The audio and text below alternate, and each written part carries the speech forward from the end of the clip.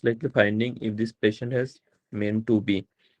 A 25-year-old woman being investigated for suspected multiple endocrine neoplasia type 2B after first degree relative was diagnosed with the syndrome. She is noted to have marfanoid features on clinical examination.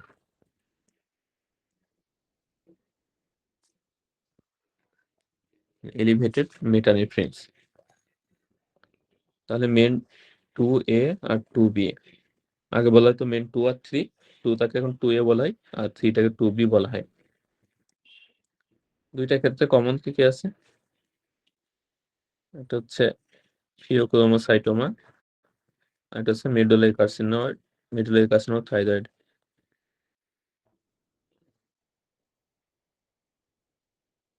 2B তে extra থাকে কি? মার্ফানোয়েড হ্যাপিটাস।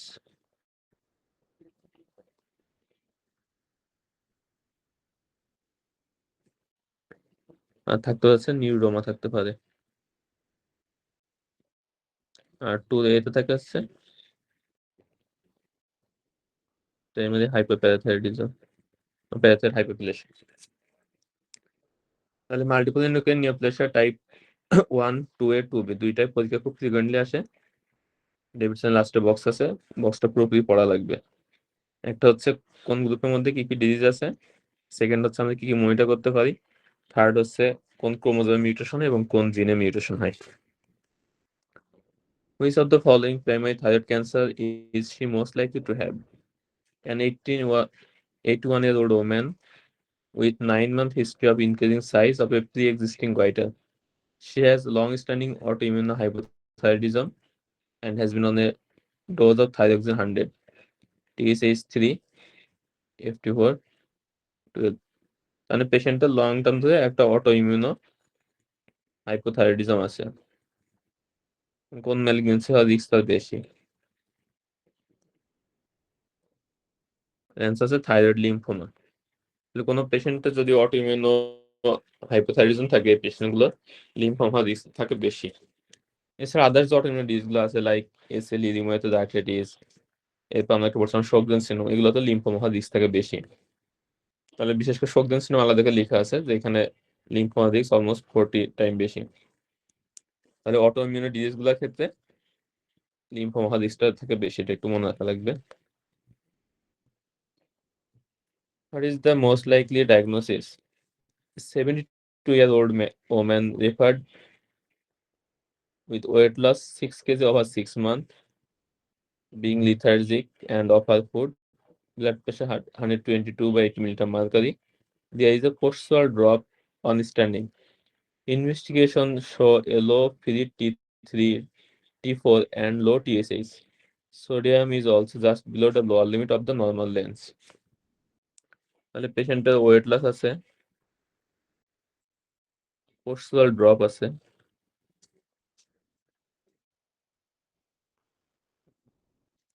T3, T4, TSH সবগুলা লো, এর সাথে sodium হচ্ছে lower লিমিটে। তাহলে diagnosis কি হবে?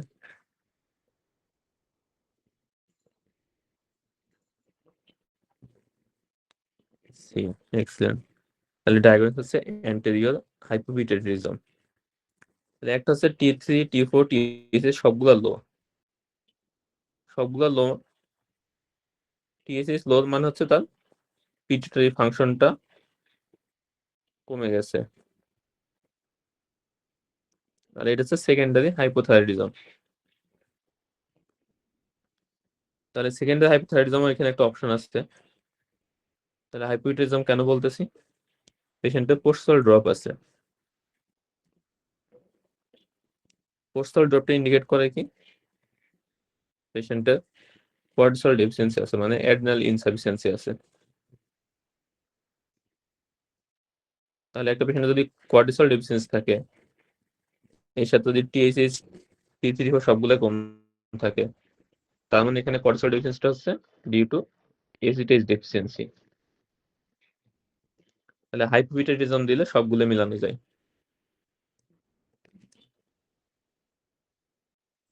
তাহলে এখানে ডায়াগনোস হবে অ্যান্টেরিয়র হাইপোপিটুইটারিজম। তাহলে প্রথমে সেকেন্ডারি হাইপোথাইরয়েডিজম দেখে এখানে কনফিউজ হয়ে যাবে না।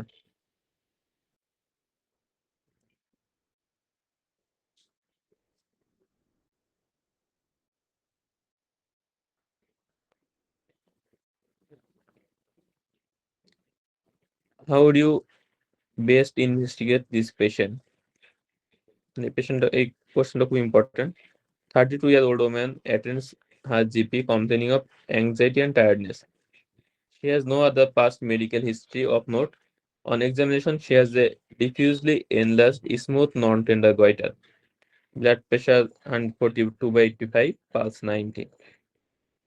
ইনভেস্টিগেশনের মধ্যে সিগনিফিকেন্ট আছে টিএসএইচটা বেশি আছে,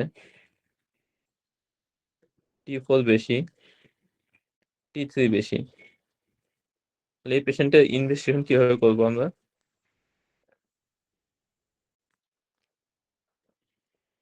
তাহলে পেশেন্টের অ্যাংজাইটি এন্ড টায়ার্ডনেস নিয়ে আসছে, এক্সামিনেশনে একটা ডিফিউজ এনলার্জ গয়টার আছে, থাইরয়েড ফাংশন টেস্ট আছে, টিএসএইচ, টি3, টি4 সবগুলা বেশি।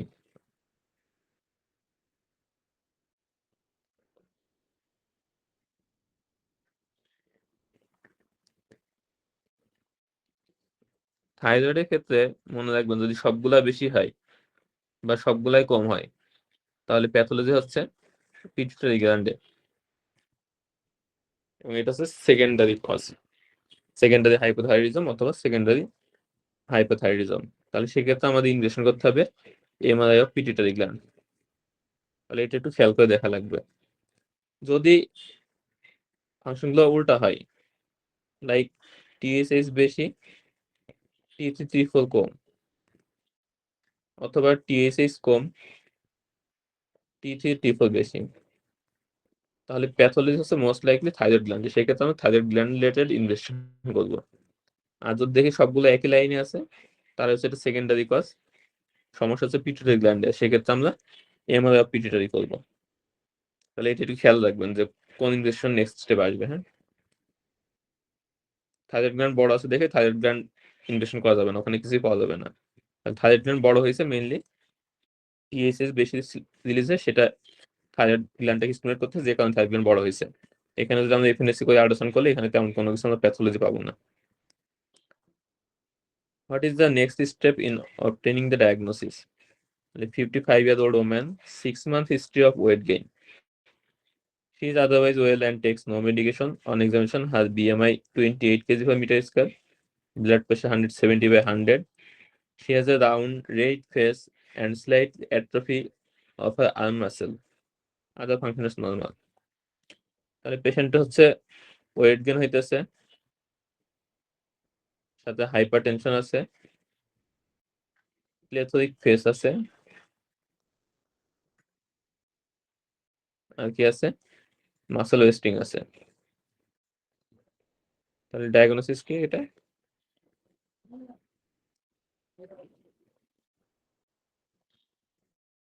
Diagnosis Cushing syndrome. আমরা ইনভেস্টিগেশন করবো হচ্ছে low dose overnight dexamethasone suppression test. Urinary catecholamine আমরা কোথায় দেখি?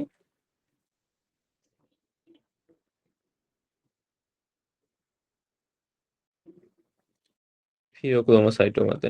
তাহলে ফিওক্রোমোসাইটোমা হচ্ছে সেকেন্ডারি হাইপারটেনশনের একটা কজ। ইউরিনারি 5 হাইড্রোক্সিন্ডোএসিটিক অ্যাসিড আমরা দেখেছি কার্সিনোইডে, এটার সাথে রিলেশন নেই। অ্যাবডোমিনাল আল্ট্রাসাউন্ড ইম্পর্টেন্ট হচ্ছে কোথায়? পলিসিস্টিক কিডনি ডিজিজের জন্য। পলিসিস্টিক কিডনি ডিজিজ হচ্ছে সেকেন্ডারি হাইপারটেনশনের একটা কজ। তাহলে আমরা এর আগে ক্লাসে বলছিলাম যে সেকেন্ডারি হাইপারটেনশনের কজগুলো পরীক্ষার জন্য important, both for MCQ and single base. Which of the following findings would suggest most strongly that she has Graves' disease? তাহলে গ্রেভস ডিজিজের পক্ষে মোস্ট স্ট্রংলি সাজেস্টিভ ফিচার্স কোনটা? অপশন আছে high SL, high T three but normal টি4, high titer of TH receptor antibodies, low thyroid uptake, nodular thyroid visible on ultrasound. তাহলে right answer আছে high titre of TH receptor antibody। এটা হচ্ছে previous FCPS এর question. Single best আসছিল Graves ডিজিজের ক্ষেত্রে most specific antibody কোনটা? তাহলে TH receptor auto antibodies.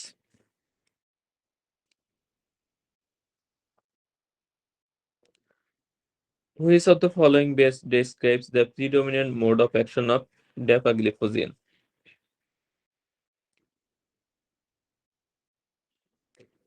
এম্পাগ্লিফোজিন, dapagliflozin এগুলো একই গ্রুপে। তাহলে এটা কিভাবে কাজ করে? By increasing renal glucose excretion.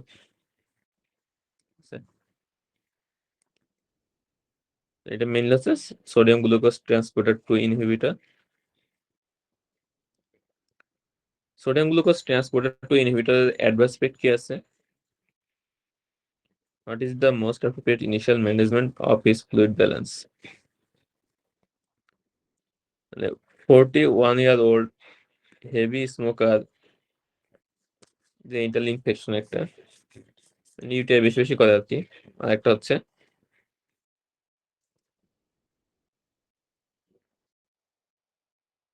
এটা কি কিটোঅ্যাসিডোসিস করতে পারে? ইউগ্লাইসেমিক কিটোঅ্যাসিডোসিস। এক্সিলেন্ট। তাহলে এই অ্যাডভান্সমেন্ট গুলো একটু মনে রাখা লাগবে, পরীক্ষা যেটা আসে। তাহলে যে পেশেন্টের রিকারেন্ট ইউটিআই আছে ইউজুয়ালি আমরা সেই পেশেন্টগুলোর ক্ষেত্রে অ্যাভয়েড করে চলি। আচ্ছা, এই কোশ্চেনটা ইম্পর্টেন্ট পরীক্ষার জন্য। 41-year-old heavy smoker with a serum sodium level 125 millimole per liter. He feels generally unwell and apathetic, but is oriented and has no seizure activity. He is not taking any medication. Clinically, he is euvolemic. CST X-ray shows a right hilar mass, serum osmolality 268 milliosmol per kg, urinary sodium 55, osmolality 110, random cortisol is normal. তাহলে patient হচ্ছে smoker, presentation হয়েছে হাইপোনাট্রিমিয়া নিয়ে। হাইপোনাট্রিমিয়াটা বলতেছে ইউভলিমিক। Right side হাইলার মাস আছে, সেরাম osmolarity হচ্ছে reduced, urinary sodium, urinary osmolarity দুইটাই বেশি।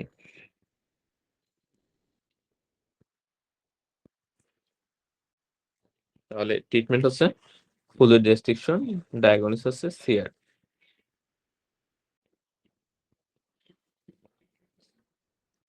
ইউভলিমিক হাইপোনাট্রিমিয়া আর cause কি আছে?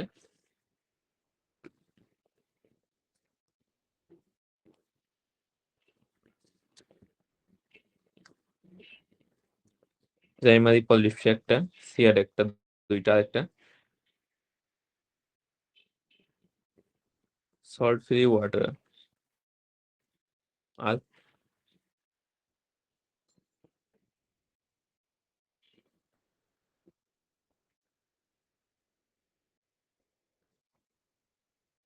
থাইরয়েড রিলেটেড কিছু আছে?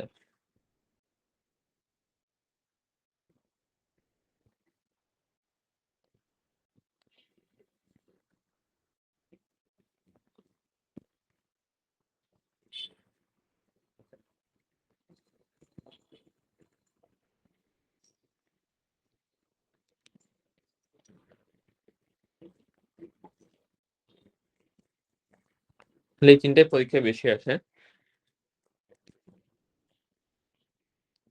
তাহলে সিআর এর ক্যারেক্টারিস্টিক ফিচার কি কি? সেরাম অসমোলারিটি কম থাকবে, হাইপোনাট্রিমিয়া থাকবে, ইউরিনারি সোডিয়াম এবং ইউরিনারি অসমোলারিটি থাকবে বেশি। ইউরিনারি সোডিয়াম সোডিয়াম কত বেশি থাকবে? 30 এর বেশি। ইউরিনারি অসমোলারিটি 100 এর বেশি। আর এর সাথে কর্টিসল, হাড়ের ফাংশন এগুলো সব নরমাল থাকবে। আর ভলিউম স্ট্রেস থাকবে ইউভলিমিক। তাহলে সিআর আসলে মেইনলি সমস্যা কি হয়? এডিএস রিলিজ কি বেশি হয় নাকি কম হয়?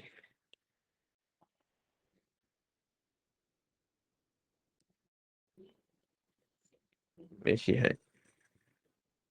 আচ্ছা, এডিএস রিলিজের জন্য মেইন স্টিমুলেন্ট কি থাকে আসলে? মানে এন্টি ডায়াবেটিক হরমোন, এটা তো সিক্রেশন হচ্ছে হাইপোথ্যালামাসে তৈরি হয়, দেন হচ্ছে পোস্টেরিয়র পিটুইটারি থেকে রিলিজ হয়। এডিএস রিলিজ হওয়ার জন্য মেইন স্টিমুলেন্ট কি হিসেবে কাজ করে? Raised osmolarity.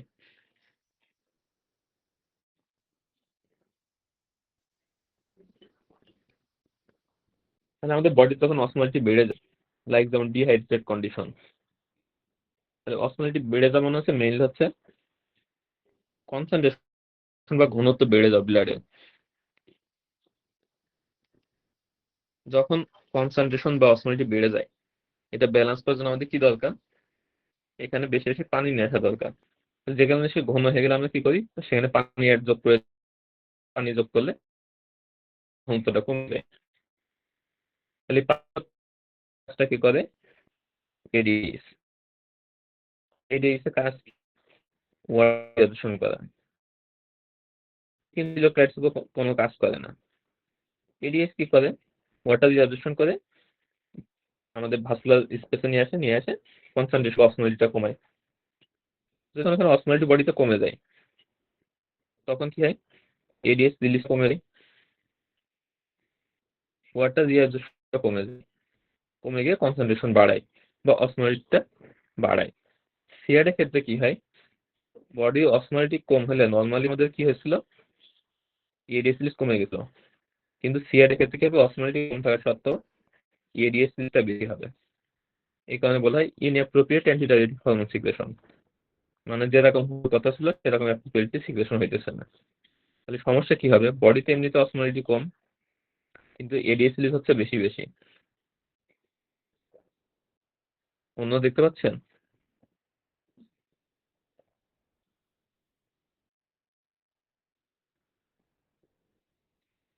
না, শেয়ারিং তো অন করে আছে। আচ্ছা, তাহলে এডিএস যদি রিলিজ বেশি বেশি হয় তাহলে কি হবে, ওয়াটার রিঅ্যাবজর্পশন করবে বেশি, ফলে অসমোলিটি আরো কমে যাবে। অপরদিকে ইউরিনে কি হবে, ইউরিনে তো পানি নাই, পানিগুলো সব কি হচ্ছে, কিডনি থেকে রিঅ্যাবজর্পশন করে নিচ্ছে। তাহলে ইউরিনে যেহেতু পানি কম, তাহলে ইউরিনে যে সোডিয়াম আছে সেটা কনসেন্ট্রেশন বেশি দেখাবে, ইউরিনে যে অসমোলিটি আছে সেটাও বেশি দেখাবে, কারণ ওখানে পানি কম। তাহলে ইউরিনের কনসেন্ট্রেশন বেশি হবে, সোডিয়াম কনসেন্ট্রেশন বেশি হবে, ইউরিনে অসমোলিটি বেশি হবে। তাহলে এরকম ব্লাডে অসমোলারিটি কম, সোডিয়াম কম, বাট ইউরিনে অসমোলিটি বেশি, সোডিয়াম বেশি, এটা হচ্ছে সিআর এর ফিচার। কি হইতেছে এখানে, ইনঅ্যাপ্রোপ্রিয়েটলি অ্যান্টিডাইরেটিক হরমোন সিক্রেশন হইতেছে। ইনঅ্যাপ্রোপ্রিয়েট কেন বলা হইতেছে, কারণ লো অসমোলিটিতে এডিএস সিক্রেশন কম হওয়ার কথা ছিল, বাট এখানে বেশি সিক্রেশন হচ্ছে। তাহলে এই ফাইন্ডিংসটা দেখতে হবে, সোডিয়াম কম আছে কিনা, অসমোলিটি কম আছে কিনা, ইউরিনে সোডিয়াম 30-এর বেশি কিনা, ইউরিন অসমোলিটি 100 বেশি কিনা। ঠিক আছে, তাহলে সিআরটা পরীক্ষা খুবই ইম্পর্টেন্ট। সিআর, সাইকো পলিডিপসিয়া, এই দুটো নিয়ে কনফিউজ হবে না। আর কিছু ডায়াবেটিস ইনসুলিন, এই তিনটা নিয়ে ঝামেলা বাজে বেশি। তাহলে এই পেশেন্ট একটা হলো সিআর। সিআরটা কেন হয়েছে, ডায়াগনোসিস কি মেইন, সিআর তো আসলে কোনো ডায়াগনোসিস না, আন্ডারলাইন করা আছে small cell lung carcinoma. Excellent. তাহলে একটা স্মোকার পেশেন্ট, হেলার মাস আছে, এর সাথে সিআর ডেভেলপ করছে, তার মানে diagnosis small cell lung carcinoma. তাহলে সিআর হচ্ছে স্মল সেল লাং কার্সিনোমার একটা প্যারানিওপ্লাস্টিক ফিচার। হুইচ ড্যাক আছে, সিআর এর ক্ষেত্রে ফার্স্ট লাইন ট্রিটমেন্ট হচ্ছে fluid restriction. Which diagnosis fits best with woman's clinical picture. কি আছে, 21-year-old woman, প্রেজেন্টেশন কি নিয়ে আসছে, she has not had a period for 5 months, she had menarche as 13 and regular periods up to recently, BMI 17.6 kg per meter square, she is a long distance runner, pregnancy test is negative, thyroid function test is normal। তাহলে এটা আমরা এর আগেও discuss করছি, যদি young female হয়, এর সাথে যদি জিমন্যাস্টিক্স বা রানার বা হচ্ছে যে এক্সেসিভ ফিটনেস ফ্রিক টাইপের হয়, অথবা যদি ভেরি লো ওয়েট হয়, অ্যানোরেক্সিয়া নার্ভাসা পেশেন্ট হয়, তাহলে এগুলোর ক্ষেত্রে কি হয়, ফাংশনাল ডেফিসিয়েন্সি অফ হাইপোথ্যালামাস বা পিটুইটারি হয়। তাহলে এটা হচ্ছে যে ফাংশনাল হাইপোথ্যালামিক অ্যামেনেরিয়া। প্যান হাইপোপিটুইটারিজম না, পেশেন্টের থাইরয়েড ফাংশন টেস্ট নরমাল আছে। এটা হচ্ছে বলা হয় হচ্ছে যে হাইপোগোনাডোট্রপিক হাইপোগোনাডিজম একটা কজ হচ্ছে যদি র্যাপিড ওয়েট লস হয় বা সিগনিফিকেন্ট ওয়েট লস থাকে বা অ্যানোরেক্সিয়া নার্ভাসা পেশেন্ট হয়, এই ধরনের পেশেন্টগুলোর ক্ষেত্রে হাইপোথ্যালামাসের ফাংশনটা কমে যায়। এটা হচ্ছে ফাংশনাল হাইপোথ্যালামিক অ্যামেনেরিয়া। এই পেশেন্টগুলোর ক্ষেত্রে তাহলে ট্রিটমেন্ট হবে হচ্ছে তার ডায়েট মেনটেন করতে হবে, ওয়েট গেইন করতে হবে। ঠিক আছে, তাহলে আমরা বলছিলাম কি কি গুলো থাকে, একটা থাকে হচ্ছে যে জিমন্যাস্টিক্স বা হচ্ছে এরকম লং ডিস্টেন্স রানার, বা দেখা যাচ্ছে এক্সেসিভ ফিটনেস ট্রেনিং করেন, অথবা হচ্ছে ভেরি লো ওয়েট অথবা অ্যানোরেক্সিয়া নার্ভাসা পেশেন্ট। এই ধরনের ইয়ং ফিমেল পেশেন্ট যদি অ্যামোনিয়া প্রেজেন্ট করে, তাহলে মোস্ট লাইকলি হচ্ছে ফাংশনাল হাইপোথ্যালামিক অ্যামোনিয়া, অথবা আরেকটা ভাবে আসতে পারে হাইপোগোনাডোট্রপি, হাইপোগোনাডিজম।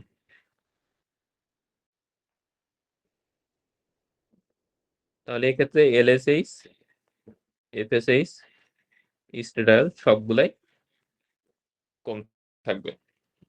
এটা খুবই পরীক্ষার জন্য কমন একটা সিনারিও, সাইকিয়াট্রিক পার্ট থেকে আসতে পারে অথবা এন্ডোক্রাইন পার্ট হিসেবে আসতে পারে। Which of the following is most likely to be associated with the diagnosis of thyroiditis associated with viral infection? এটা খুব ইম্পর্টেন্ট কোশ্চেন, প্রায় পরীক্ষায় আসে। Reduced uptake on thyroid scintigraphy।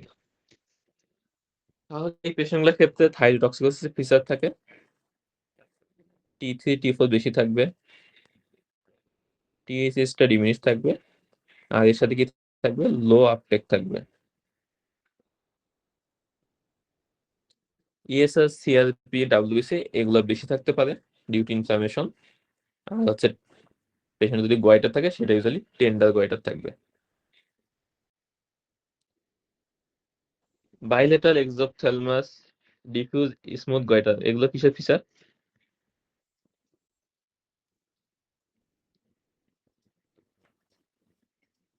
Graves এর ফিচার।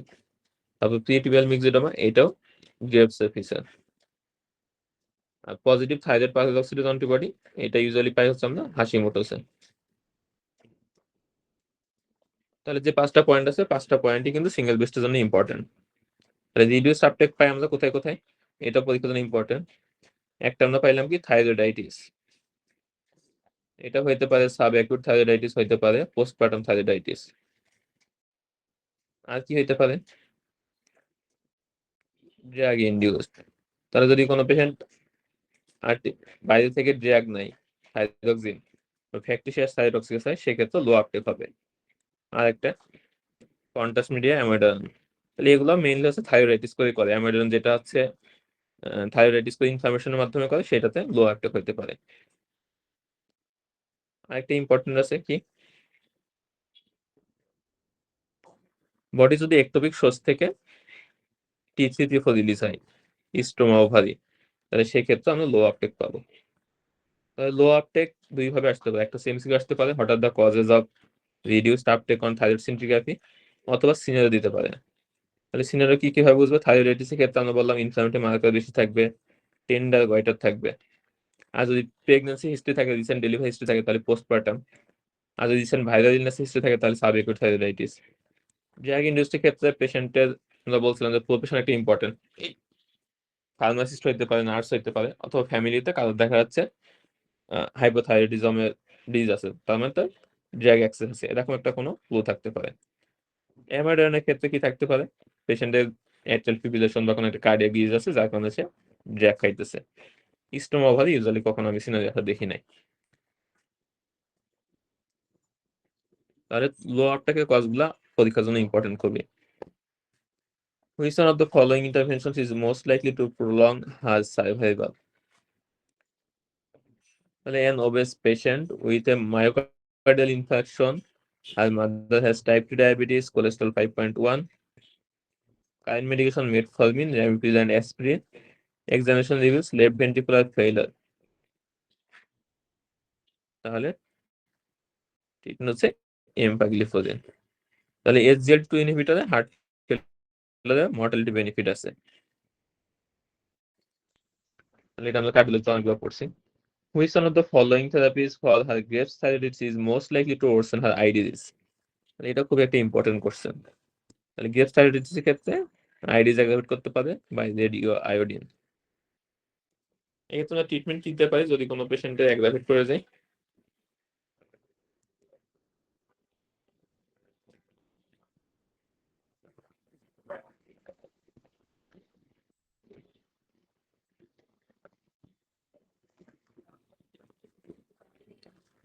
মানে কোনো পেশেন্টের যদি রেডিও আয়োডিন দিয়ে এরকম ভাব তুলতে হয়ে যায়, সেক্ষেত্রে আমরা মিথাইল প্রেডনিসোলোন দিতে পারি বা স্টেরয়েড।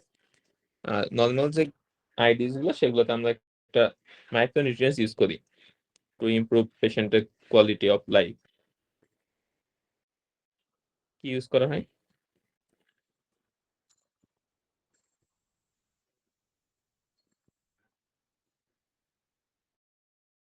তাহলে আইডিএস গুলোতে আমরা সেলেনিয়াম ইউজ করতে পারি।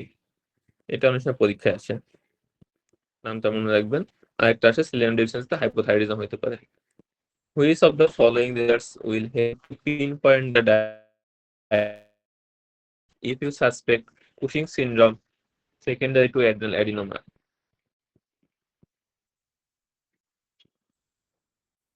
তাহলে মেইন কথা হচ্ছে অ্যাড্রেনাল অ্যাডেনোমা রিলেটেড কুশিং এর জন্য মোস্ট ইম্পর্টেন্ট কোনটা?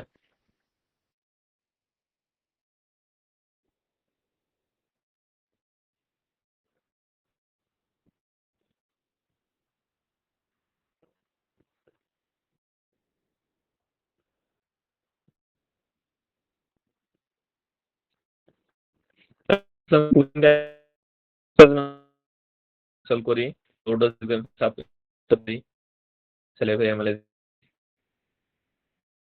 কুশিংটা যদি বা একটু বিশ্বস্ত হয়েছে এটা কি করি এসিডিএস দেখি।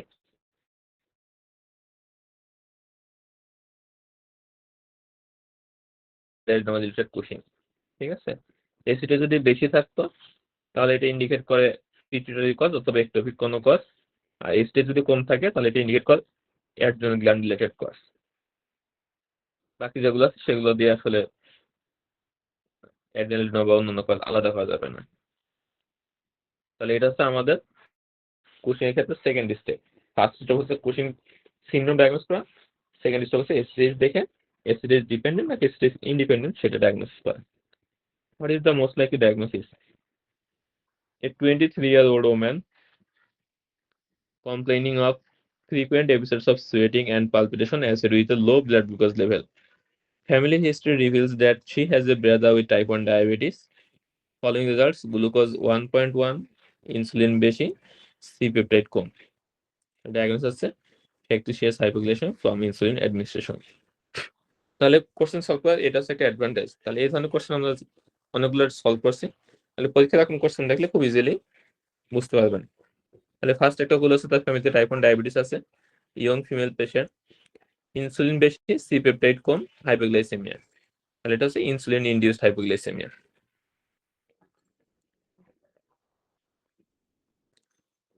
Which of the following is most likely cause of this clinical picture? A 30-year-old woman presented with a 8-10-month history of polyuria and polydipsia.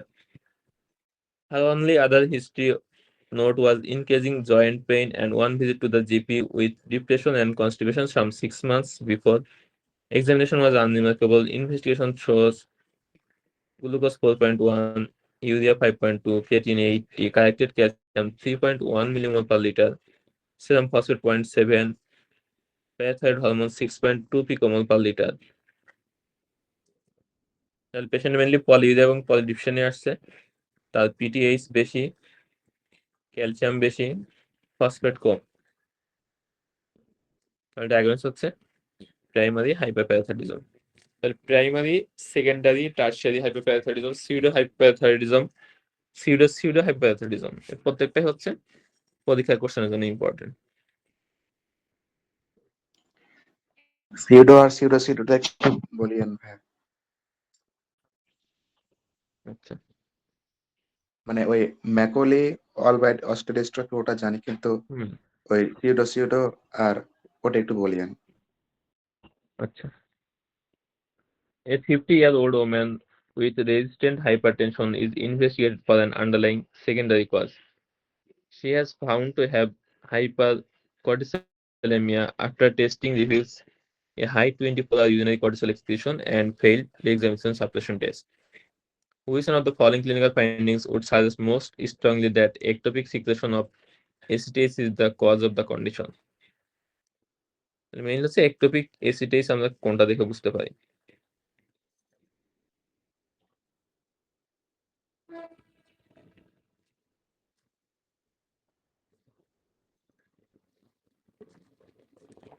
Wait loss excellent. তাহলে নর্মালি আমাদের যে কুশিং সিনড্রোম এগুলোতে হয় কি ওয়েট গেইন হয়। Ectopic ACTH এর ক্ষেত্রে most common cause থাকে কি small cell lung carcinoma. Lung cancer পেশেন্টগুলো ইউজুয়ালি কি হয় ওয়েট লস থাকে। তাহলে ওয়েট লস হচ্ছে most important for ectopic ACTH. যদি ওয়েট লস না থাকে সেক্ষেত্রে হাইপার পিগমেন্টেশন, ইলেকট্রোলাইট ইমব্যালেন্স এগুলো হচ্ছে তখন মানে সাজেস্টিভ অফ একটোপিক অ্যাসিডিটিস। তবে এর মধ্যে সবচেয়ে ইম্পর্টেন্ট হচ্ছে ওয়েট লস।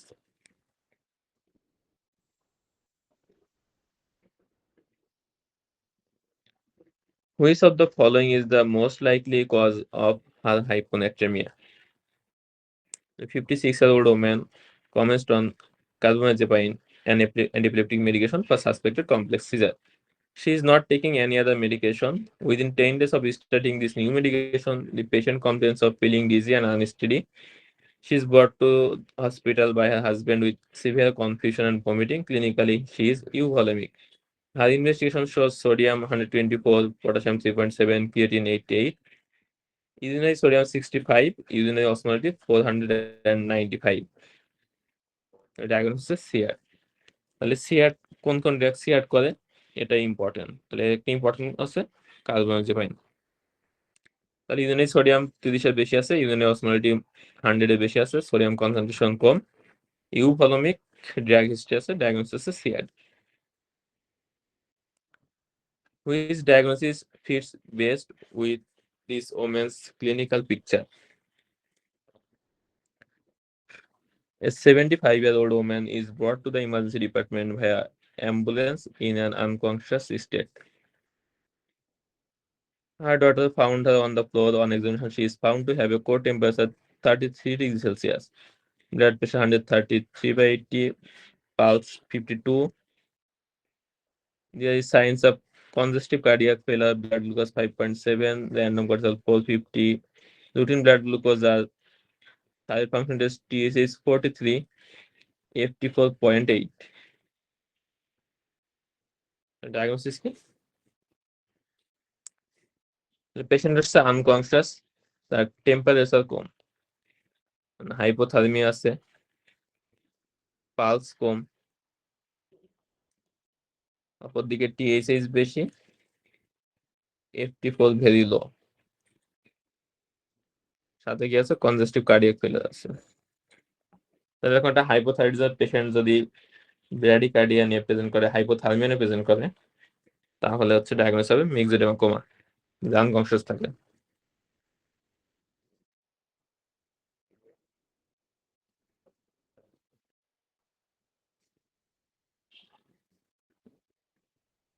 এটি প্রাইমারি হাইপোথাইরয়েডিজম নাকি সেকেন্ডারি হাইপোথাইরয়েডিজম?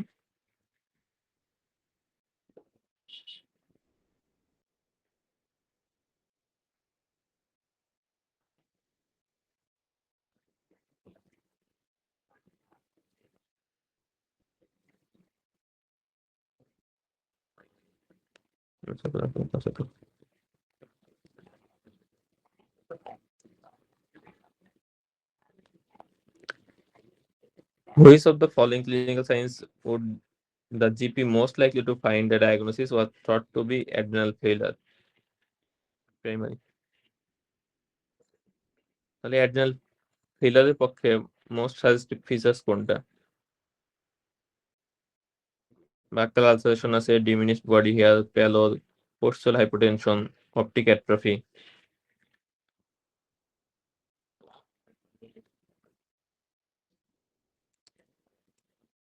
তাহলে postural hypotension.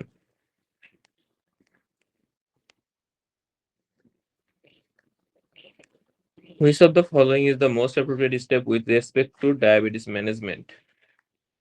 72-year-old man discharged from the hospital in the morning after presenting to the emergency department having collapsed with a blood glucose 2.2 millimole per liter. He has type 2 diabetes for 6 years and takes metformin, sitagliptin, and gliclazide. HbA1c 45 millimole per millimole. He admits to up to 2 episodes of hypoglycemia per week and does not check his blood sugars at home. Examination reveals a BP 132/82 milliliter mercury, BMI 82, pulse normal. তাহলে পেশেন্টের recurrent hypoglycaemia হইতেছে। Treatment পাচ্ছে metformin, সিটাগ্লিপ্টিন and gliclazide. তার এইচবিএমসি normal আছে। এক্ষেত্রে আমাদের treatment অপশনে কি চেঞ্জ করা যেতে পারে?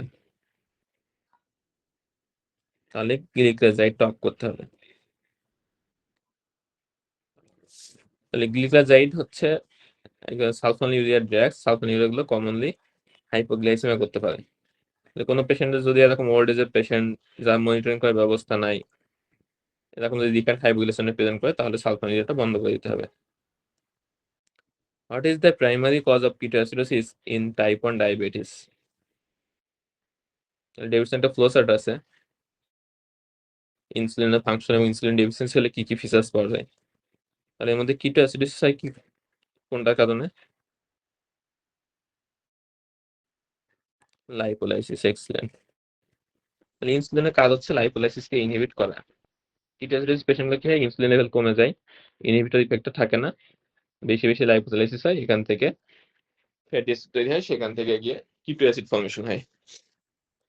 What diagnosis fits best with this clinical picture? 17-year-old girl who is part of a family who avoid medical services wherever possible. Her mother is now concerned that her daughter is short for her age, has not commenced her period. On examination, she is below 50th centile for height, have excess skin around her neck, and has not developed secondary sexual characteristics. There is a audible cardiac murmur. Chromosome analysis reveals a 45X picture. Diagnosis হচ্ছে Turner syndrome.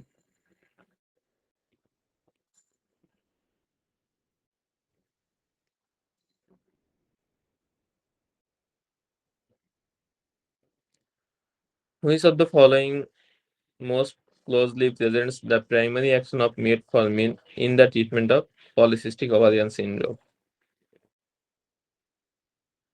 তাহলে মেটফরমিনের role কি polycystic ovarian সিনড্রোমে? It increases insulin sensitivity.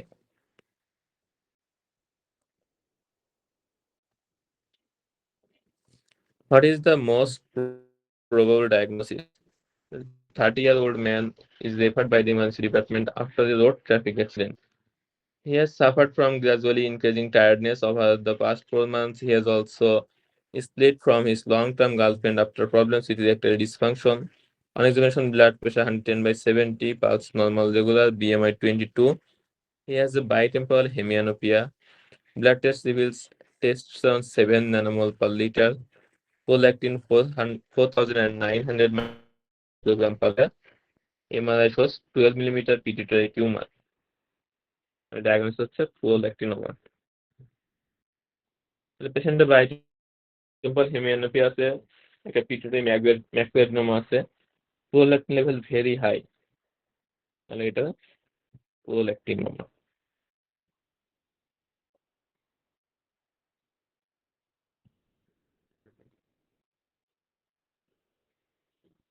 What diagnosis fits best with this clinical picture? A 21-year-old man who is marfanoid in appearance is referred by his GP. He has been suffering from acute headaches and panic attacks and is unable to continue his course at university. On examination, his blood pressure 148/90 millimeter mercury. You notice a number of neuroma around his lips. 24-hour urinary catecholamines are raised. Diagnosis হচ্ছে multiple endocrine নিউপ্লেসিয়া type 2B। বা যদি old model চিন্তা করি তাহলে main 3।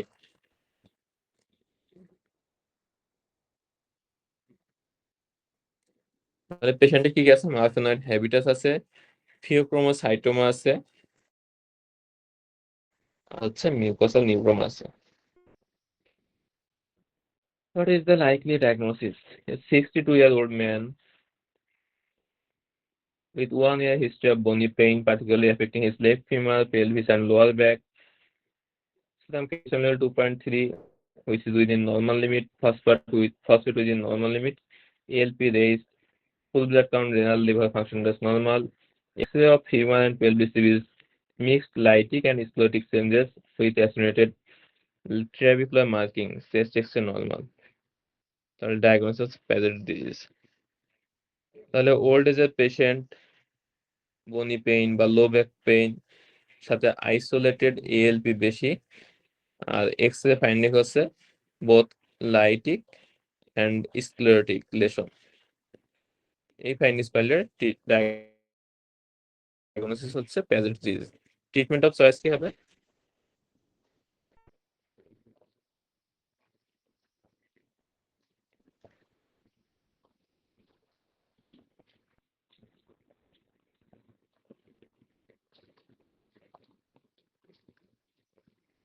তাহলে প্যাজেটসের ক্ষেত্রে আমাদের ট্রিটমেন্ট অফ চয়েস আছে bisphosphonate. What is the most likely underlying diagnosis? A 44-year-old woman has attended the emergency department on a number of occasions this year because of renal tract stone. She has also suffered depression during the last 2 years. She is found to have a serum calcium 3.1 millimole per liter, creatine 138, which is increased, and an albumin 40 gram per liter. She has previously been successfully treated with cabergoline for a prolactinoma. তাহলে পেশেন্টের renal stone আছে, hyper ক্যালসিয়ামি আছে, প্রোল্যাক্টিনোমা আছে। আর diagnosis হচ্ছে main 1। তাহলে main 1 আমরা বলছিলাম 3টা 3P থাকে। এটা হচ্ছে প্যারাথাইরয়েড রিলেটেড, এটা হচ্ছে প্যানক্রিয়াটিক রিলেটেড, আর একটা হচ্ছে পিটুইটারি গ্ল্যান্ড রিলেটেড। আর এর সাথে এবিসি টনসিল, অ্যাডেনোমা থাকতে পারে, ব্রঙ্কিয়াল কার্সিনোইড থাকতে পারে, আর কিউটেনিয়াস লেশনস থাকতে পারে। তাহলে main 1, main 2A, main 2B তিনটারই কি ফিচার্স আছে এগুলো দেখে রাখতে হবে একটু। Which of the following is the most likely diagnosis? A 38-year-old woman presents with a flu-like illness and tenderness of the neck for past 2 to 3 weeks. No extra history. Blood pressure 150 by 85 millimeter mercury. Pulse 95 regular. There is a fine tremor. Tenderness of the anterior neck. TSH low. T4 বেশি। Diagnose আছে ডিকোভেন্স thyroiditis বা সাবএকুট thyroiditis. থাইরয়েডাইটিসের features আমরা বললাম কি,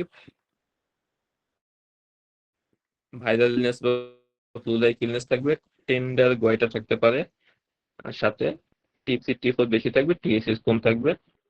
রেডিওয়াইডিন uptake করলে লো uptake পাওয়া যাবে। A 46-year-old magazine columnist is referred by her GP with a history of tiredness and lethargy. There has been no weight loss.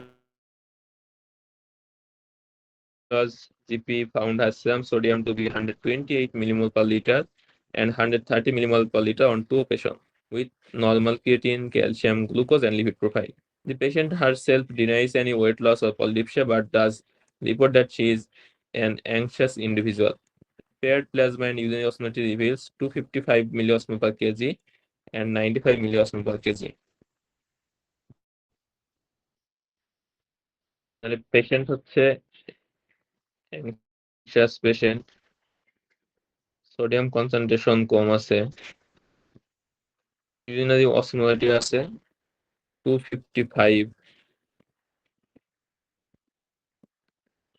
Urinary sodium হচ্ছে 95।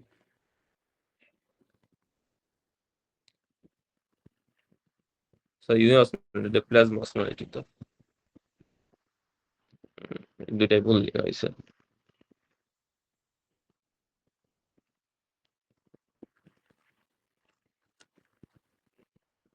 প্লাজমা অসমোলারিটি হচ্ছে 255, urinary osmolarity হচ্ছে 95।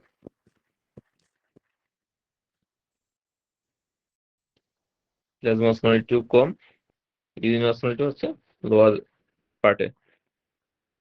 তাহলে সোডিয়াম কনসেন্ট্রেশন কম, plasma osmolarity কম, urinary osmolarity কম, সবগুলো যদি কম হয় তাহলে সেটা হচ্ছে সাইকোজেনিক পলিডিপসিয়া। তাহলে এই পেশেন্টগুলোর ক্ষেত্রে কি হয়, তাদের এক্সেসিভ পানি খায়, বেশি বেশি পানি খাওয়ার কারণে কি হয়, তাদের প্লাজমা অসমোলারিটি কমে যায়, সোডিয়াম কনসেন্ট্রেশনও কমে যায়, ইউরিনারি অসমোলারিটি, ইউরিনারি সোডিয়াম সবকিছু কম থাকে। তাহলে সবকিছু যদি কম থাকে তাহলে হচ্ছে সাইকোজেনিক পলিডিপসিয়া। আর যদি ব্লাডে সবকিছু কম কিন্তু ইউরিনে সবকিছু কনসেন্ট্রেশন বেশি, সেটা হচ্ছে সিয়াড। Which of the following features would suggest he has type 2 rather than type 1 diabetes? তাহলে টাইপ 2 ডায়াবেটিসের পক্ষে কোনটা বেশি আর কি?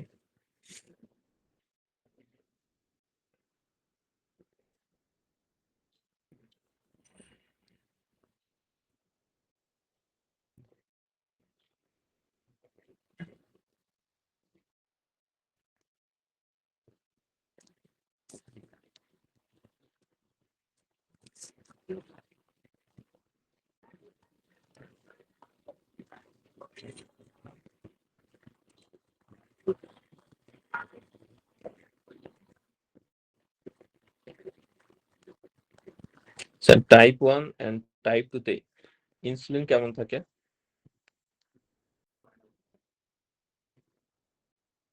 টাইপ 1 এর মানে মেইন কি মানে কেন ডায়াবেটিস হয়?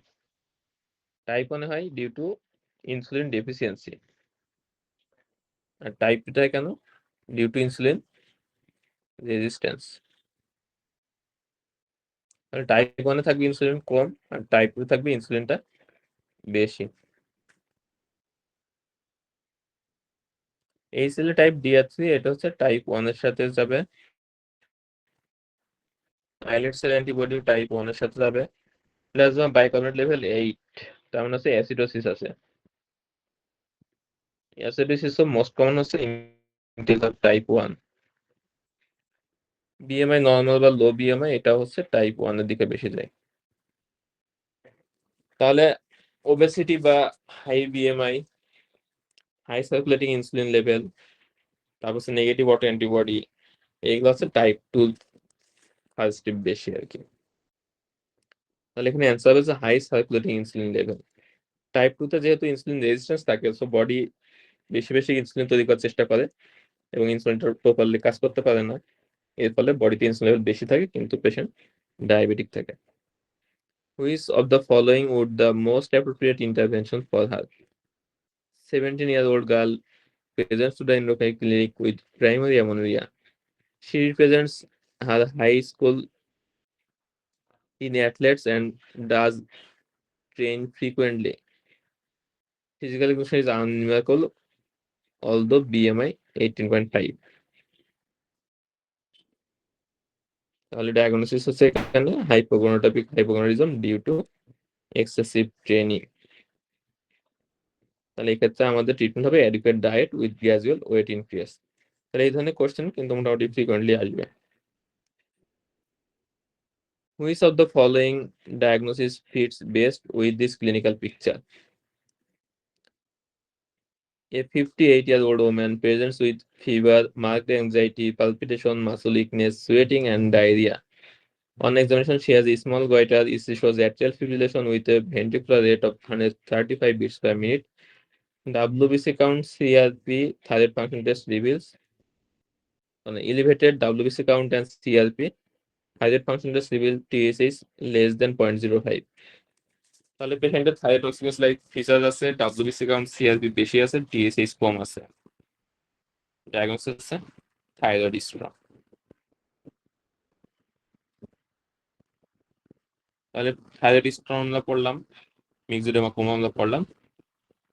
দুইটা মোটামুটি উল্টা দিকে ফিচার আছে, দুইটা পরীক্ষা আসতে পারে। Which hormone is chiefly responsible for epiphyseal fusion and cessation of growth? এটা না জানলে সমস্যা নেই, জাস্ট মুখস্থ করছেন আপনি। তাহলে epiphyseal ফিউশন এবং সেশন অফ গ্রোথ এটা মেইনলি কাজ হচ্ছে ইস্ট্রোজেন। জাস্ট জেনে দেখেন আর কি।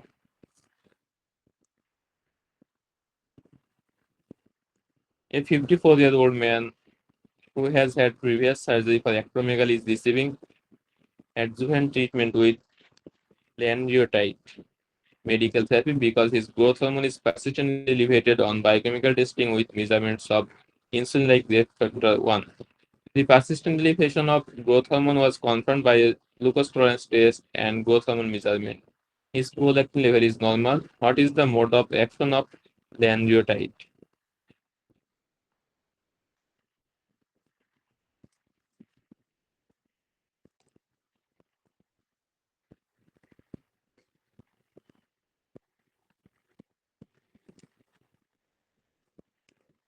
তাহলে স্টিমুলেশন অফ সোমাটোস্টেরন রিসেপ্টর। তাহলে অক্টিওটাইড, ল্যান্ডিওটাইড এগুলো হচ্ছে somatostatin analog.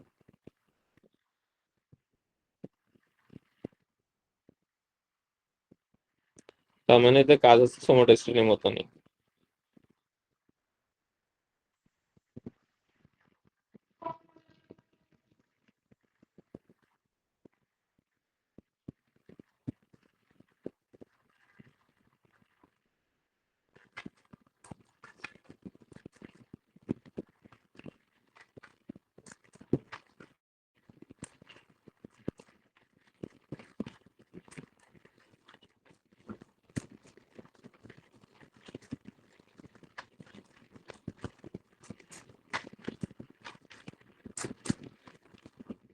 Where else might you most commonly expect to find endocrine tumors in this condition?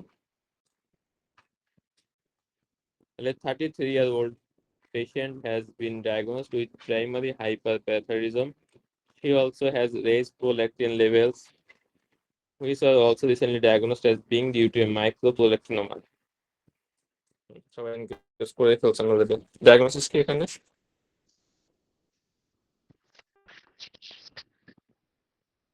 Main one. তাহলে মেন ওয়ানের ক্ষেত্রে আমরা 3P বলছিলাম, যেখানে প্যাথোলজি থাকে। একটা হচ্ছে প্যারাথাইরয়েড, দেন হচ্ছে পিটুইটারি,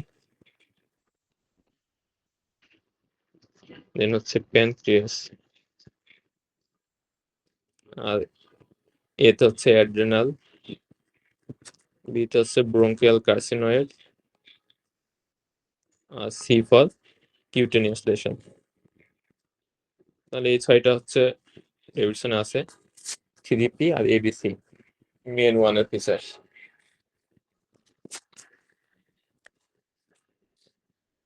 প্যানক্রিয়াসের মধ্যে কি কি হতে পারে? ইনসুলিনোমা, গ্যাস্ট্রিনোমা, গ্লুকাগোনোমা,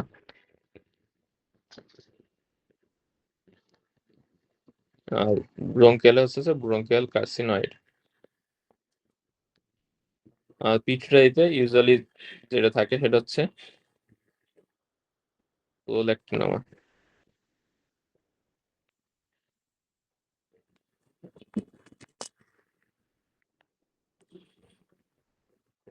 তাহলে এগুলো ছিল আজকে আমাদের কোশ্চেন।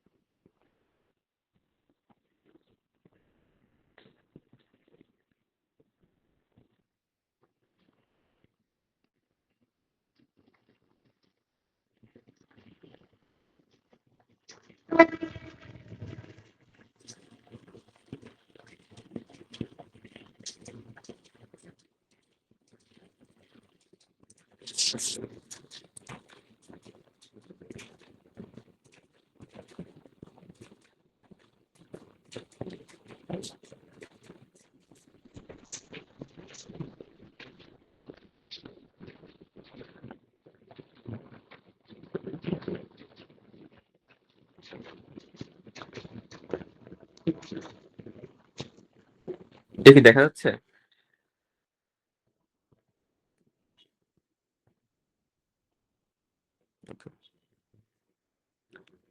তাহলে সিউডো হাইপোপ্যারাথিরিজম আর সিউডো হাইপোপ্যারাথিরিজম, এই দুটো নিয়ে আমাদের একটু সমস্যা হয় অনেক সময়।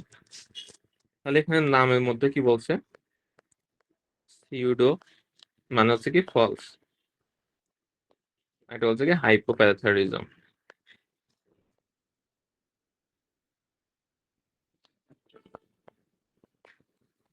তার মানে এটা দেখে মনে হবে হাইপোপ্যারাথিরিজম, বাট এটা ফলস। তাহলে এখানে মেইনলি সমস্যা কি হয়? এই যেখানে দেখেন, functionally hypoparathyroid, but instead of PTH deficiency, there is tissue resistance to effects of PTH, such that PTH concentrations are markedly elevated. PTH receptor itself is normal, but downstream signaling pathways are defective due to mutations that affect GNS1, which encodes GS alpha protein. তাহলে এখানে mainly সমস্যা কি হয়? পিটিএইচ প্যাথর hormone প্যাথর গ্ল্যান্ডে কোনো সমস্যা নেই, সে পিটিএইচ ঠিকই release করতেছে। পিটিএইচ এর যে কাজ করবে কাজটা করতে পারে না ঠিক মতো, সিগন্যালিং পাথওয়েতে সমস্যা থাকে। পিটিএইচ এর কাজ কি? ক্যালসিয়াম বাড়ানো, ফসফেট কমানো। সিউডো হাইপোথাইরয়েডিজমে এই কাজটা সে করতে পারে না। প্যাথর গ্ল্যান্ড পিটিএইচ ঠিকই রিলিজ করতেছে, কিন্তু ক্যালসিয়াম কমাইতে পারতেছে না, ফসফেট বাড়াইতে পারতেছে না। তাহলে সমস্যা কি হবে এখানে? ক্যালসিয়াম কমে যাবে, ফসফেটটা বেড়ে যাবে। এখন আয়োনাইজড ক্যালসিয়াম যদি কমে যায়, তখন প্যারাথয়েড গ্ল্যান্ডের যে সেন্সিং রিসেপ্টর আছে, এগুলো যখন দেখবে যে ক্যালসিয়াম আয়ন কম বডিতে, সে তখন কি করবে? পিটিএইচ বাড়াবে নাকি কমাবে?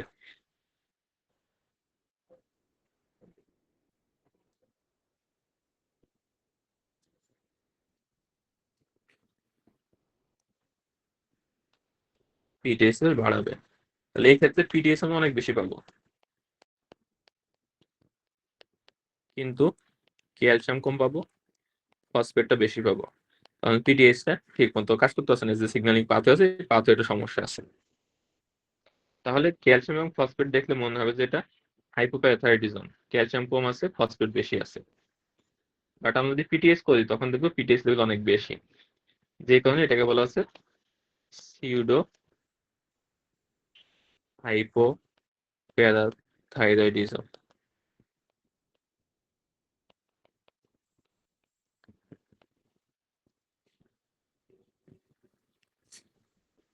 এখন এখানে এখানে আরেকটা কথা বলা আছে, type 1 alpha pseudohypoparathyroidism is occurs only when the NS1 mutation is inherited on maternal chromosome. তাহলে এখানে ম্যাটার্নাল ক্রোমোজোমে মিউটেশনটা হয়। ম্যাটার্নাল ক্রোমোজোমে মিউটেশন হলে সমস্যা কি? নিচে একটা কথা আছে, দেখেন এই যে 4 নম্বর point, renal cells exclusively express maternal DNS1 allele, whereas both maternal and fraternal alleles are expressed in other cell types. তাহলে সিউডো হাইপোপ্যারাথাইরয়েডিজমে ম্যাটার্নাল ক্রোমোজোমে মিউটেশন হয়েছিল। ম্যাটার্নাল ক্রোমোজোম কোথায় থাকে? কিডনিতেও থাকে, আর একটা হচ্ছে আদার সেল টিস্যুতেও থাকে। যে কারণে এখানে বায়োকেমিক্যাল অ্যাবনর্মালিটিও থাকবে, সাথে টিস্যু অ্যাবনর্মালিটিও থাকবে, লাইক শর্ট স্ট্রাচার থাকবে, শর্ট পোস্ট মেটাকার্বাল, অলব্যাক সেরিটারি অস্ট্রো ডিস্ট্রফিসের ফিচার দুইটাই থাকবে। তাহলে এখানে স্কেলেটাল ফিচার বা আদার টিস্যু ফিচার্স থাকবে, বায়োকেমিক্যাল ফিচার্স থাকবে। কারণ ম্যাটার্নাল যে ক্রোমোজোম এটা কিডনিতেও থাকে, আদার সেলসও থাকে। এখন সিউডো হাইপোপ্যারাথাইরয়েডিজমের সমস্যা কি হইতেছে? সিউডো হাইপোপ্যারাথাইরয়েডিজমে মিউটেশনটা হয়েছে প্যাটার্নাল ক্রোমোজোমে। এখন রেনাল সেল যেগুলা, রেনাল সেলে কোনো এই যে প্যাটার্নাল ক্রোমোজোমে যে জিএনএস1 যেটা, এটা থাকে না।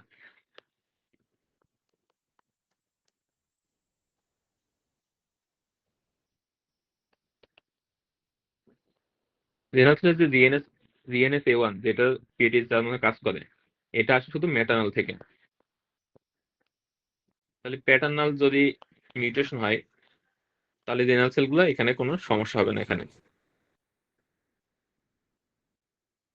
যে কারণে সিউডোসিডোহাইপোপ্যারাথাইরয়েডিজমে বায়োকেমিক্যাল কোনো চেঞ্জ হয় না। এখানে ক্যালসিয়াম পিটিএইচ দুইটা নরমাল থাকে, ফসফেট সবই নরমাল থাকবে এখানে। তাহলে টিস্যুতে কেন আমরা চেঞ্জ পাচ্ছি? অ্যালবেটস ডিএসপি কেন পাচ্ছি? কারণ আদার যে টিস্যু আছে সেগুলোতে প্যাটার্নাল সেলে মিউটেশন হয়েছে। তাহলে সিউডো আর শুধু সিউডো দুইটা পার্থক্য হচ্ছে কি? সিউডোতে ফসফেট কম থাকবে, ক্যালসিয়াম কম থাকবে, পিটিএস বেশি থাকবে, আর সাথে এইচও ফিচার্স থাকবে। কারণ এখানে ম্যাটার্নাল ক্রোমোজোম মিউটেশন হয়েছে, বোথ রেনাল সেলের জিএনএস1 আর আদার টিস্যু জিএনএস1 দুইটা ইনভলভমেন্ট হয়েছে।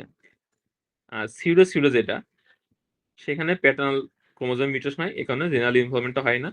এখানে ক্যালসিয়াম ফসফেট দুইটা নর্মাল থাকবে, ক্যালসিয়াম ফসফেট যদি নর্মাল আছে, পিডিএস আমরা নর্মাল পাবো। বাট আদার টিস্যুতে প্যাটার্নাল ক্রোমোজোম মিউটেশনের কারণে সেখানে আমরা এই যে এইচও ফিচার্স মানে অলব্যাক সেরিটারি অস্ট্রোজেনিক ডিস্ট্রফি এটা ফিচার্স পাবো। তাহলে সবকিছু নর্মাল, শুধু স্কেলেটাল অ্যাবনর্মালিটি আছে, এটা হচ্ছে সিউডো আর পিটিএইচ বেশি, ক্যালসিয়াম কম, ফসফেট বেশি, সাথে এইসব ফিচার্স আছে। এটা হচ্ছে সিউডো হাইপোথাইরয়েডিজম। এখন কি বোঝা গেছে এটা?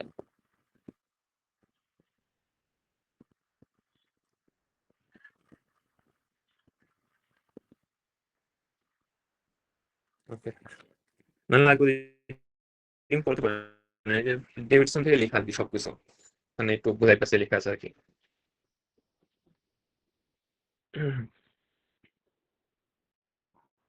আরেকটা টাইপ আছে যেটাতে হচ্ছে সিউডো হাইপোথাইরয়েডিজম ফিচার থাকে, সিউডো হাইপোথাইরয়েডিজম ফিচার থাকে, বাট স্কেলেটাল অ্যাবনর্মালিটি থাকে না। এটা খুব সম্ভবত টাইপ 2 মনে হয়। এটা দেখে নিন, সিউডো হাইপোথাইরয়েডিজম টাইপ 2। এফসিএস লাগবে না, এমএসসি তো এটা বানাতে আসে। সামনে কয়েকটা দিন কিভাবে পড়বেন? এটা আসলে না, আপনার পারফরমেন্স অনেক ভালো তো। আপনার যে পারফরমেন্স এটাতে ইনশাল্লাহ পাশ হয়ে যাবে। পাশ হবে না শুধু, অনেক ভালোভাবে পাশ হবে আশা করা যায়। তাহলে এই সময় পড়ার জন্য মানে পার্সোনালি আমার মনে হয় এটা নিজের মতন করে ঠিক করা আছে আর কি। ফার্স্ট হচ্ছে কোনো চ্যাপ্টার যদি উইকনেস থাকে, সেই চ্যাপ্টারগুলো একটু রেগুলার রিভাইজ দিতে হবে। আর বড় চ্যাপ্টারগুলোতে বেশি ফোকাস করতে হবে, like neuro endocrine, cardiology, infectious disease, rheumatology. তাহলে এই 4-5টা চ্যাপ্টার থেকে সবচেয়ে বেশি কোশ্চেন আসে। এরপরে আসে রেসপিরেটরি, গ্যাস্ট্রো, তারপর হচ্ছে নেফ্রো, এগুলা থেকে। আর ছোট চ্যাপ্টার যেগুলো আছে, যেমন ডার্মাটোলজি, তারপরে হচ্ছে সাইকেট্রি। বায়োস্ট্যাটিক্সটা প্রতিদিন 10-15 মিনিট পড়লে হবে। আর কিছু চ্যাপ্টার আছে, পেইন প্যালিয়েটিভ, মেটাল মেডিসিন, এগুলো না আসলে খুব বেশি টাইম নষ্ট না করে ভালো। এখান থেকে খুব বেশি হলে একটা বা দুইটা কোশ্চেন আসে, ওইটার জন্য বেশি প্যারা নেওয়ার দরকার নাই। প্রথম দিকে চ্যাপ্টার গুলো আছে 4-5টা, ওখান থেকেও খুব বেশি কোশ্চেন আসে না। সো এগুলো তো খুব বেশি টাইম নষ্ট করার কোনো মানে হয় না। ওখান থেকে জাস্ট কয়েকটা জিনিস পড়তে পারেন। টাইপ 1, টাইপ 2 পার্সোনালিটি একটা ডিফারেন্স আছে, বক্স আছে, ওইটা থেকে কোশ্চেন আসে। তাহলে এই রিলেটেড এরকম কিছু বক্স আছে, ওইগুলো জাস্ট দেখলে হবে। বেশি কঠিন জিনিস দেখতে যাওয়ার কোনো দরকার নাই, কারণ ওখান থেকে আপনার যে অল্প কিছু কোশ্চেন আসবে, ওইগুলো আসবে এমসিকিউ। তাহলে ওইগুলো এমসিকিউ সব ট্রু মারলে হয়ে যাবে। আর সিঙ্গেল বেস যদি আসে, ওইটা পড়লেও না পাওয়ার সম্ভাবনা বেশি। তাহলে এর থেকে বেশি ফোকাস দেওয়া হলো সিস্টেমিক চ্যাপ্টার গুলাতে, কারণ এখান থেকে আপনি কোশ্চেন কমন পাবেন, অ্যান্সার করতে হবে না, এবং এখানে যদি খারাপ হয় তাহলে ফেল হওয়ার সম্ভাবনা থেকে বেশি। তাহলে যেগুলো যে ছোটখাটো যেগুলো চ্যাপ্টার, যেখান থেকে একটা বা দুইটা কোশ্চেন আসে বা কোনোবার আসেও না, এইগুলা নিয়ে আসলে বেশি স্ট্রেস নেওয়া যাবে না। ওইগুলা নিয়ে স্ট্রেস নিলে তখন দেখবেন যে আপনার মেইন টপিক গুলো বাদ পড়ে যাইতেছে। আর ছোট চ্যাপ্টার যেগুলো আছে, ওইগুলো বাদ দেওয়া যাবে না, কিন্তু ওইগুলো খুব বেশি টাইম নষ্ট করা যাবে না। বায়োস্ট্যাটিক্স থেকে 4টা বা 5টা কোশ্চেন আসে, এর মধ্যে 2-3টে এমসিকিউ আসে। তাহলে এমসিকিউ গুলোর জন্য আপনার যদি কমন পড়ে তাহলে ভালো, কমন না পড়ে সবগুলো 5টা টু দিবেন, ওখানে কিছু না কিছু মার্কস চলে আসবে। তাহলে বায়োস্ট্যাটিক্স থেকে কিছু জিনিস এক্সট্রা পড়তে হবে, লাইক সেন্সিটিভিটি, স্পেসিফিটি, তারপর হচ্ছে যে আর কি আছে ওখানে, যে ডাটা, তারপর হচ্ছে যে ক্রস সেকশনাল স্টাডি, যে পার্থক্যগুলা, ক্রস সেকশনাল কোহর্ট, এগুলো যে পার্থক্য ফ্যাক্টর আছে, এগুলো পড়লেন। ওখান থেকে যে ডাটা কালেকশনে কি কি মেথড আছে, এগুলো এত ডিটেলস পড়ার দরকার নেই, কারণ এত ডিটেলস পড়ে এগুলো মনে থাকবে না। আর মনে থাকলেও ওটা মনে থাকার জন্য যে পরিমাণ এফোর্ট দেওয়া লাগবে, ওটা পরীক্ষার জন্য কাজে লাগবে না, কারণ একটা কোশ্চেনের জন্য এত এফোর্ট দেওয়ার তো কোনো দরকার নেই। তারপরে ডেভিডসনের কিছু বক্স আছে খুবই কঠিন, পার্টন গ্রুপে বা যে কোনো গ্রুপগুলোতে দেখি ওইগুলো নিয়ে অনেকে ডিসকাস করে যে এগুলো কিভাবে পড়বো। ওইগুলো নিয়ে তো স্ট্রেস নেওয়ার দরকার নেই, যেগুলো বেশি কঠিন বক্স, ওইগুলো থেকে ইউজারি কোশ্চেন আসে না কখনো। তবে যদি এমন হয় যে হ্যাঁ, বক্স কঠিন কিন্তু সেখান থেকে কোশ্চেন খুব ফ্রিকোয়েন্টলি আসে, তাহলে সেই বক্সগুলো একটু ইফোর্ট দিয়ে পড়তে হবে। আদারওয়াইজ যদি এমন হয় যে বেশিরভাগবারই কোশ্চেন আসে না, একবার বা দুইবার আসছে, তাহলে ওই বক্সগুলো নিয়ে বেশি স্ট্রেস নেওয়া যাবে না। তাহলে পরীক্ষায় মেইনই হচ্ছে যে নিজের যদি কোনো উইকনেস থাকে এবং সেটা যদি ইম্পর্টেন্ট হয়, সেটাকে টাইম দেওয়া। আর যে বক্সগুলো বেশি ইম্পর্টেন্ট, সেগুলো খুব ফ্রিকোয়েন্টলি ভালোভাবে দেখা। যেমন কিছু কিছু বক্স আছে আমরা অলরেডি বারবার ডিসকাস করতেছি, যে এগুলো থেকে বারবার কোশ্চেন আসে, ওই জায়গাগুলোকে বেশি ফোকাস দেয় এবং প্রতিদিন যাতে ওখানে একবার হলেও রিভাইজ দেওয়া হয় আর কি এই বক্সগুলো। তাহলে ওইটা একটু খেয়াল রাখা। কিছু ডিজিজ আছে যেগুলো থেকে রেগুলার কোশ্চেন আসে, তাহলে ওইগুলো ভালো করে দেখা। তাহলে এইগুলাতে বেশি টাইম দিলে তাহলে ওইটা সহজ হবে আমার মনে হয়। আর একটু টাইম ফিক্স করে নেওয়া আর কি, যে মেজর চ্যাপ্টার গুলো অ্যাটলিস্ট যাতে পরীক্ষা আগে, এখন তো টাইম আছে 16 দিন মনে হয়, 16 দিন নয়, 14 দিন বা 15 দিন হবে। তাহলে চাইলে এখন 2 বার রিভাইজ দেওয়ার মতন টাইম আছে। তাহলে সব কথা মেন কথা হচ্ছে নিজের উইকনেস গুলোকে কাভার দেওয়া, বড় চ্যাপ্টার গুলোর উপর বেশি ফোকাস দেওয়া, আর যে চ্যাপ্টার গুলো ইম্পর্টেন্ট না সেগুলো নিয়ে খুব একটা টাইম না দেওয়া আর কি। আর এই সময় নতুন কিছু পড়তে না যাওয়াটা ভালো আর কি। অনেকে দেখা যাচ্ছে নতুন কিছু পাইলে লাস্ট টাইম একবার দেখে দেখি ওইটা নতুন একটা বা দুইটা কোশ্চেন না করলে এটার জন্য কখনো পরীক্ষা আটকাবে না। কারণ পরীক্ষায় মার্কস লাগবে হচ্ছে 70%, মানে 30% আপনি ভুল করতে পারেন বা 30% অ্যাভয়েড করতে পারেন। তাহলে কমন জিনিস ভুল না করলে ইউজুয়ালি পরীক্ষা ফেল হয় না। বেশিরভাগ ক্ষেত্রে যারা খারাপ করে পরীক্ষা, এটার সমস্যা হয় যে কমন জিনিস বাদ দিয়ে আনকমন জিনিসটা বেশি ছুটাছুটি করে। দেখা যাচ্ছে যে কেমোথেরাপিউটিক অঙ্কোলজি একটা মানে ফিগার আছে, কেমোথেরাপি সাইড ইফেক্ট বা এরকম কিছু একটা অনেক বড় একটা ফিগার, ওইটা তো পরীক্ষা আসলে মনে রাখা সম্ভব না।